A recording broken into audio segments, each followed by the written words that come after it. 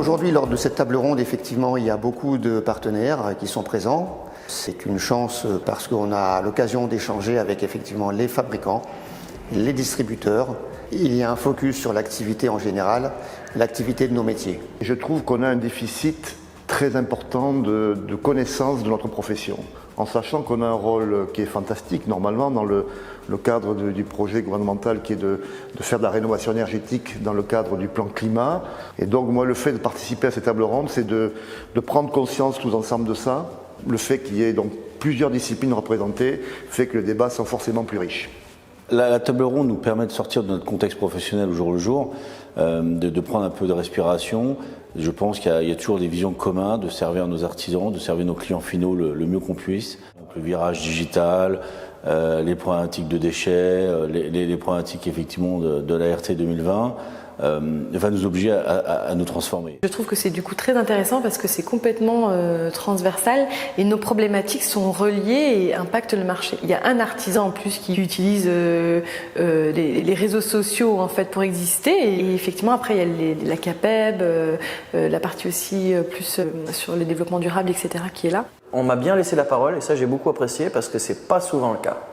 Donc c'est vraiment un espace de débat où les gens peuvent parler sans être jugés et c'est agréable parce qu'on a vraiment l'impression qu'on a entendu. Et en fait je me rends compte que c'est un vrai point d'accès pour que tout le monde puisse parler de ces différentes filières et qu'on puisse trouver un point commun et du coup une orientation. Ce qui me paraît être un atout très intéressant dans ces tables rondes, c'est justement la multiplicité des métiers.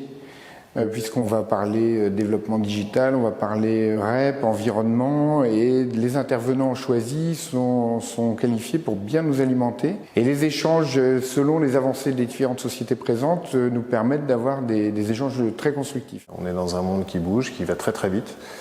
Et le négoce, derrière son image peut-être un peu vieillotte, bouge beaucoup, mais doit encore bouger davantage, y compris en tant qu'industriel.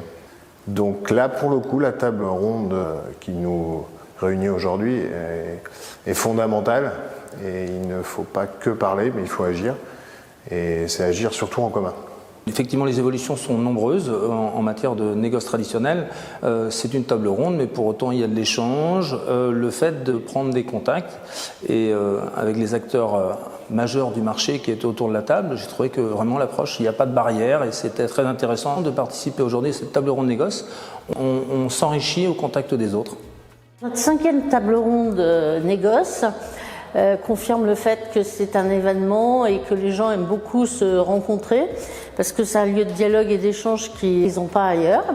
Ils aiment se retrouver, ils aiment parler des grandes problématiques de leur métier et puis comme d'habitude, il y a une bonne ambiance, les gens sont contents de se rencontrer, ça dialogue bien, il n'y a pas de langue de bois, ils échangent en toute liberté et puis il y a des témoignages très très intéressants. Vous pourrez retrouver le compte-rendu complet de la table ronde négoce dans le Bricomac de novembre en avant-première de Batimat. Et en attendant, on vous dit à l'année prochaine pour la 6e table ronde négoce.